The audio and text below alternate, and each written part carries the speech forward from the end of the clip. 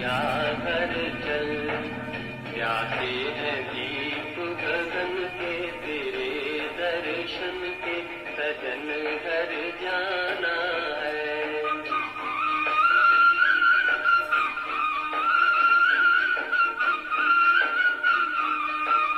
गाए जगीत मिलन के तू अपनी लगन के, सजन घर जाना है।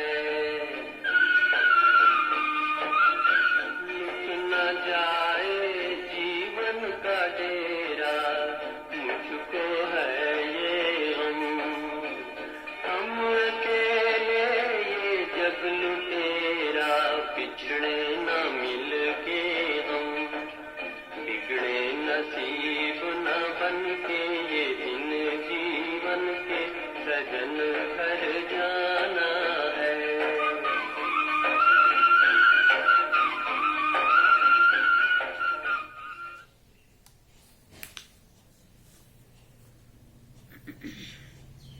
ओम शांति। बाबा गुड मॉर्निंग। आज बाबा के 10 नवंबर 2020 के महावाक्य हैं।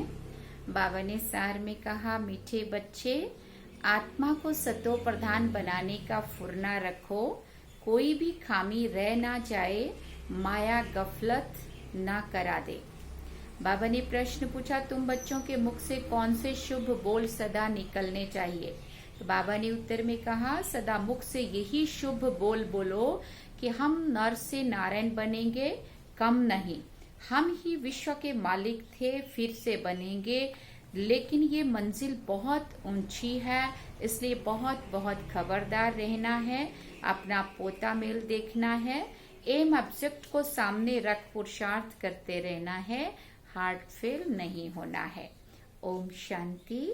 बाप बैठ रूहानी बच्चों को समझाते हैं, यहाँ जब याद की यात्रा में बैठते हो तो भाई बहनों को कहो कि तुम आत्म अभिमानी होकर बैठो और बाप को याद करो। ये स्मृति दिलानी चाहिए तुमको। अभी ये स्मृति मिल रही है, हम आत्मा है, हमारा बाप हमको पढ़ाने आते हैं, हम भी कर्मेंद्रियों द्वारा पढ़ते हैं, बाप भी कर्मेंद्रियों का आधार लेकर इन द्वारा पहले ये कहते हैं बाप को याद करो। बच्चों को समझाया गया है कि यह है ज्ञान मार्ग, भक्ति मार्ग नहीं कहेंगे। ज्ञान सिर्फ एक ही ज्ञान सागर पतित पावन बाप देते हैं। तुमको पहले नंबर का पाठ यही मिलता है, अपने को आत्मा समझ, बाप को याद करो। ये बहुत जरूरी है और कोई भी सत्संग में किसी को ये कहना नहीं आएगा। आजकल भले आर्टिफिशियल संस्थाएं बहुत निखरी है, बाबा कहते तुमसे सुनकर कोई कहे भी परंतु समझ अर्थ नहीं समझ सकेंगे, समझाने का अकल नहीं आएगा। ये तुमको ही बाप कहते हैं कि बेहद के बाप को याद करो तो विक्रम विनाश हो जाएं। विवेक भी कहता है ये पुरानी दुनिया है, नई दुनिया और पुरानी दुनिया में बहुत फर्क है। वो है पावन दुनिया और ये है पतित दुनिया। बुलाते भी हैं, हे पतित पावन आओ, आकर पावन बनाओ। गीता में भी अक्षर है मामेकम याद करो। देह के सर्व संबंध त्याग, अपने को आत्मा समझो। ये देह के संबंध पहले नहीं थे, तुम आत्मा यहाँ आती हो पार्ट बजाने। गायन भी है, अकेले आए हो अकेले जाना है। इनका अर्थ मनुष्य नहीं समझते हैं, अब तुम प्रैक्टिकल में जानते हो। अभी हम पावन बन रहे हैं याद की यात्रा से व याद के बल से। ये है ही राजयोग का बल, वो है हठ योग जिससे मनुष्य थोड़े समय के लिए तंदुरुस्त रहते हैं। सतयुग में तुम कितना तंदुरुस्त रहते हो, हठ योग करने की वहाँ दरकार ही नहीं रहती। वहाँ योगा प्राणायाम में ऐसा कुछ भी नहीं करना पड़ेगा। बाबा कहते ये सब यहाँ इस छीछी दुनिया में करते हैं। ये है ही पुरानी दुनिया। सतयुग में नई दुनिया जो पास्ट हो गई है उसमें लक्ष्मी नारायण का राज्य था। ये किसी को भी पता नहीं है, वहाँ हर चीज नई होती है। गीत भी है ना, बाबा ने कहा गीत भी है ना, जाग सजनिया जाग। नवयुग है ना, नवयुग है ना सतयुग, पुराना युग है कलयुग। अभी इसको कोई भी सतयुग तो नहीं कहेंगे। अभी कलयुग है, तुम सतयुग के लिए पढ़ते हो। ऐसा पढ़ाने वाला तो कोई भी नहीं होगा जो कहे कि इस पढ़ाई से तुमको नई दुनिया में राज्य पद मिलेगा। हाँ, बाप के सिवाय और ऐसा कोई भी बोल नहीं सकता। तुम बच्चों को हर बात की स्मृति दिलाई जाती है। गफलत नहीं करनी है। बाबा सबको समझाते रहते हैं, कहाँ भी बैठो, धंधा आदि करो, लेकिन क्या करो, अपने को आत्मा समझो। धंधे धोरी में जरा मुश्किलात होती है तो जितना हो सके टाइम निकाल कर याद में बैठो, तब ही आत्मा पवित्र होगी। आत्मा को प्योर करने के लिए योग तो करना ही पड़ेगा, बाबा कहते, और कोई उपाय नहीं है। तुम राजयोग सीख रहे हो नई दुनिया के लिए, वहां आयरन एज्ड आत्मा जा ना सके। माया ने आत्मा के पंख तोड़ डाले हैं। आत्मा उड़ती है ना, एक शरीर छोड़ दूसरा लेती है। आत्मा है सबसे तीखा रॉकेट। तुम बच्चों को ये नई नई बातें सुनकर वंडर लगता है। आत्मा कितना छोटा रॉकेट है, उसमें 84 जन्मों का पार्ट नूंदा हुआ है। ऐसी बातें दिल में याद रखने से उमंग आएगा। स्कूल में विद्यार्थियों की बुद्धि में विद्या याद रहती है ना। तुम्हारी बुद्धि में अब क्या है, बाबा पूछते हैं। बुद्धि कोई शरीर में नहीं है, आत्मा में ही मन बुद्धि है। आत्मा ही पढ़ती है। नौकरी आदि सब कुछ आत्मा ही करती है, क्योंकि आत्मा जब अंदर होती है तो ही हम जिंदे होके, तभी हम इन कर्मेंद्रियों के द्वारा नौकरी भी करते हैं, सब करते हैं। शिव बाबा भी आत्मा है, परंतु उनको परम कहते हैं। वो ज्ञान का सागर है, वो बहुत छोटी बिंदी है। ये भी तुम बच्चे किसी को ये भी बाबा कहते किसी को पता नहीं है। तो जो उस बाप में संस्कार है वही तुम बच्चों में भरे जाते हैं। अभी तुम योग बल से पावन बन रहे हो, उसके लिए पुरुषार्थ करना पड़े। पढ़ाई में फुरना तो रहता है ना कि कहाँ हम फेल ना हो जाएं। इसमें पहले नंबर की सब्जेक्ट ही ये है कि हम आत्मा सतो प्रधान बने, कुछ खामी ना रह जाए, नहीं तो नापास हो जाएंगे। माया तुमको हर बात में भुला देती है। आत्मा चाहती भी है चार्ट रखें, सारे दिन में कोई आसुरी काम ना करें, परंतु माया चार्ट रखने नहीं देती। तुम माया के चंबे में आ जाते हो। दिल भी कहती है पोता मेल रखें। व्यापारी लोग हमेशा फायदे नुकसान का पोता मेल रखते हैं ना। तुम्हारा तो बहुत बड़ा पोता मेल है, 21 जन्मों की कमाई है। इसमें गफलत नहीं करनी चाहिए। गफलत नहीं करनी चाहिए। बच्चे बहुत गफलत करते हैं।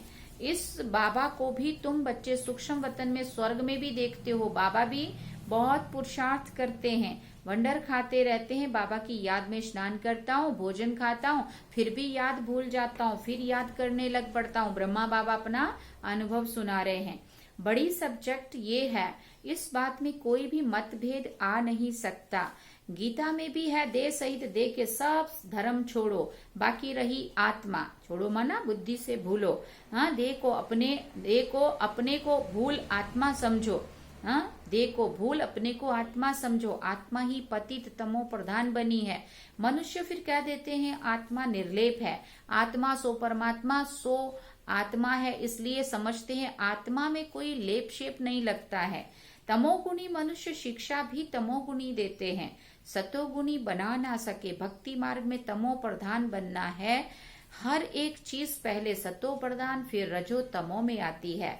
कंस्ट्रक्शन और डिस्ट्रक्शन होता है। बाप नई दुनिया का कंस्ट्रक्शन कराते हैं, फिर इस पुरानी दुनिया का डिस्ट्रक्शन हो जाता है। भगवान तो नई दुनिया रचने वाला है ना। ये पुरानी दुनिया बदलकर नई होगी। नई दुनिया के चिन्ह तो ये लक्ष्मी नारायण है ना, ये नई दुनिया के मालिक हैं। फिर बाबा ने कहा त्रेता को भी नई दुनिया नहीं कहेंगे, कलयुग को पुराना, सतयुग को नया। कलयुग अंत और सतयुग आदि का ये है संगम युग। कोई MA BA पढ़ते हैं तो ऊंच बन जाते हैं ना। तुम इस पढ़ाई से कितने ऊंच बनते हो। दुनिया इस बात को नहीं जानती कि इनको इतना ऊंच किसने बनाया। तुम अभी आदि मध्य अंत को जान गए हो, बाकी सबकी जीवन कहानी को तुम जानते हो। ये है नॉलेज। बाबा कहते भक्ति में नॉलेज नहीं है, सिर्फ कर्म कांड सिखाते हैं। भक्ति तो अथाह है, कितना वर्णन करते हैं, बहुत खूबसूरत दिखाई पड़ती है। हाँ, कितना रसीली दिखती है, कितना म्यूजिक के साथ होती है, आवाज के साथ। हाँ, गीत संगीत के साथ। बाबा कहते बीज में क्या खूबसूरती है, इतना छोटा सा बीज और कितना बड़ा झाड़ हो जाता है। भक्ति का ये झाड़ है अथा बाबा कहते भक्ति का ये झाड़ है अथा कर्म कांड है, ज्ञान का गुटका एक है मन मना भव। हाँ, एक ही है मन मना भव। बाप कहते हैं तमो प्रधान से सतो प्रधान बनने के लिए मुझे याद करो। तुम कहते भी हो, क्या कहते हो? हे पतित पावन आकर हमको पावन बनाओ। रावण राज्य में सब पतित दुखी हैं, राम राज्य में सब हैं पावन सुखी। 84 बाबा ने कहा राम राज्य रावण राज्य नाम तो है ना, राम राज्य का किसी को भी पता नहीं है सिवाय तुम बच्चों के। अब तुम बच्चे पुरुषार्थ कर रहे हो, 84 जन्म का 84 जन्मों का राज भी तुम्हारे सिवाय और कोई नहीं जानते। भले करके कहते हैं भगवान उवाच मन मना भाव। सो क्या ऐसे थोड़ी कोई समझाएंगे कि तुमने 84 जन्म कैसे पूरे किए। अब चक्कर पूरा होता है गीता सुनाने वालों का, जाकर सुनो गीता पर क्या बोलते हैं। तुम्हारी बुद्धि में है अब सारा ज्ञान, तुम्हारी बुद्धि में तो अब सारा ज्ञान टपकता रहता है। बाबा पूछते हैं आगे कभी मिले हो, तो कहते हैं हाँ बाबा कल पहले मिले थे। अब ये बात उन लोगों को थोड़ी समझ, अपने को ये समझ आई, इसलिए ऐसा जवाब देते हैं फट से। बाबा पूछते हैं तुम उत्तर देते हो अर्थ सहित, ऐसे नहीं कि तोते मुसल कह देंगे। बाबा फिर पूछते हैं क्यों मिले थे, क्या पाया था, तो तुम कह सकते हो हमने विश्व का राज्य पाया था। उसमें सब आ जाता है। भले तुम कहते हो नर से नारायण बने थे, परंतु विश्व का मालिक बनना, उसमें राजा रानी और डीटी डायनेस्टी सब आ जाता है। उनका मालिक राजा रानी प्रजा सब बनेंगे। इसको कहा जाता है शुभ बोलना।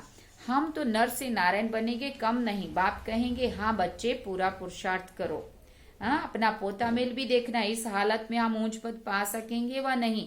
कितनों को रास्ता बताया है ये भी चेक करना है। कितनों की अंधों की लाठी बना हूं, अगर सर्विस नहीं करते हैं तो समझना चाहिए हम प्रजा में चले जाएंगे। अपनी दिल से पूछना है अगर अभी हमारा शरीर छूट जाए तो क्या पद पाएंगे। बहुत बड़ी मंजिल है तो खबरदार रहना चाहिए ना। कई बच्चे पूछते हैं बरोबर हम तो याद नहीं करते हैं, तो फिर पोता मेल रखकर क्या करेंगे। उनको फिर हार्ट फेल कहा जाता है। वो पढ़ते भी ऐसे ही हैं, ध्यान नहीं देते हैं। मियाँ मिट्ठू बनकर नहीं बैठ जाना है जो पिछाड़ी में फेल हो जाएं। अपना कल्याण करना है, एम ऑब्जेक्ट तो सामने है। हमको पढ़कर ये बनना है, ये भी वंडर है ना। कलयुग में तो राजाई है ही नहीं, सतयुग में फिर इनों की राजाई कहाँ से आई। सारा मदार पढ़ाई पर है। ऐसे नहीं कि देवताओं को आसुरों की लड़ाई, देवताओं और आसुरों की लड़ाई लगी, देवताओं ने जीत कर राज्य पाया।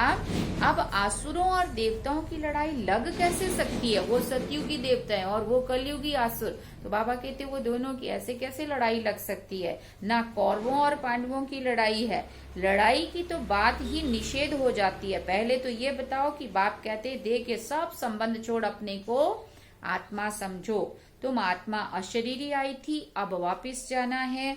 पवित्र आत्माएं ही वापस जा सकेंगी, तमो प्रधान आत्माएं वापस नहीं जा सकेंगी। आत्मा के पंख टूटे हुए हैं, माया ने पतित बना दिया है।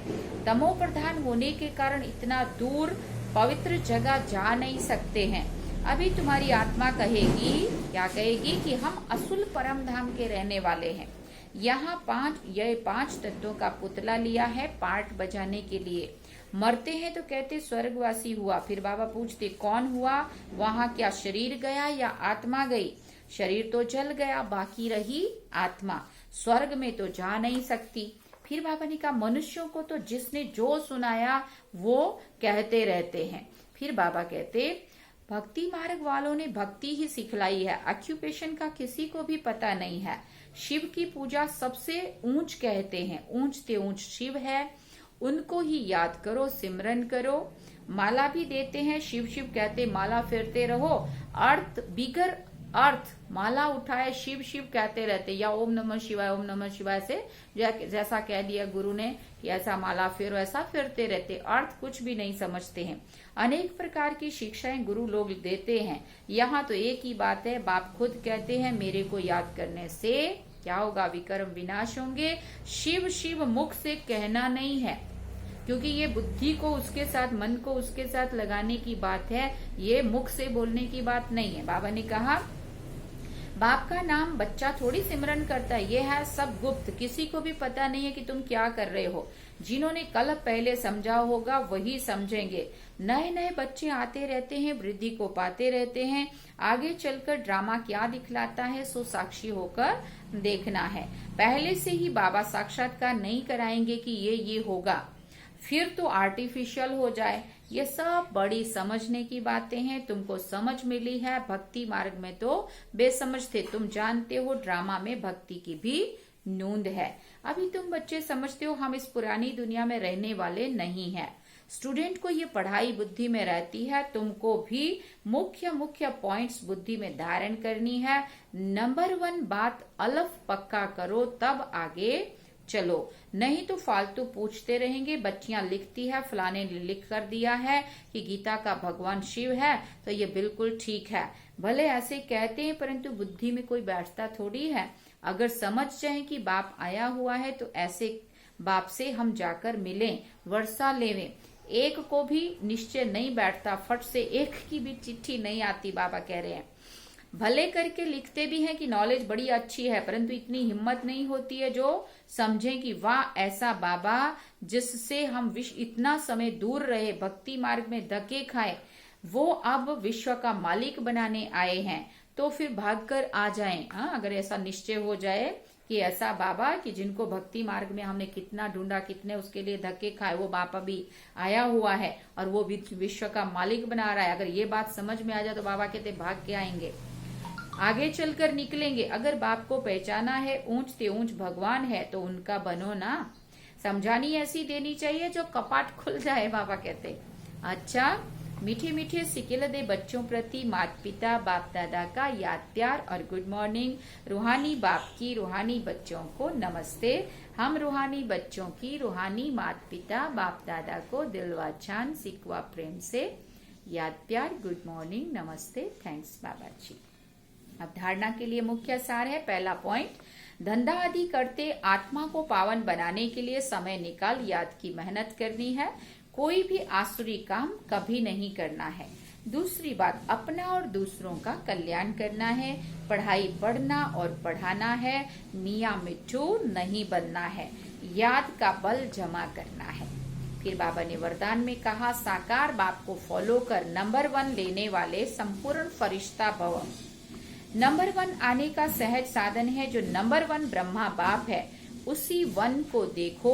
अनेकों को देखने की बजाय एक को देखो और एक को फॉलो करो। हम सो फरिश्ता का मंत्र पक्का कर लो तो अंतर मिट जाएगा। फिर साइंस का यंत्र अपना काम शुरू करेगा और आप संपूर्ण फरिश्ते देवता बन नई दुनिया में अवतरित होंगे। तो संपूर्ण फरिश्ता बनना अर्थात साकार बाप को फॉलो करना। स्लोगन में बाबा ने कहा मनन करने से जो खुशी रूपी मक्खन निकलता है वही जीवन को शक्तिशाली बनाता है। मनन करने से जो खुशी रूपी मक्खन निकलता है वही जीवन को शक्तिशाली बनाता है। ज्ञान सुन लेना, सुनने के बाद उसको मनन चिंतन मंथन में लाना, उससे बाबा कहते ताकत बढ़ती है आत्मा में। बाकी अगर सुन लिया और भूल गए और फिर दोबारा सुन लिया फिर भूल गए, अंदर चिंतन मंथन कुछ नहीं चला, तो बाबा कहते फिर शक्ति कम मिलती है, नहीं मिलती है। अच्छा, ओम शांति। ये थे आज के महावाक्य। बाबा को याद करते हैं।